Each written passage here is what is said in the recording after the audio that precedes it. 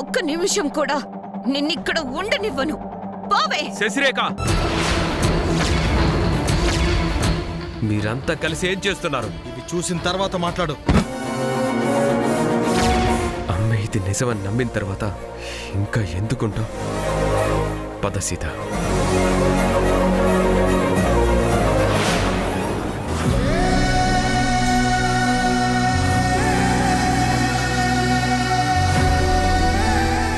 రంగుల రాట్నం అలా మొదలైంది.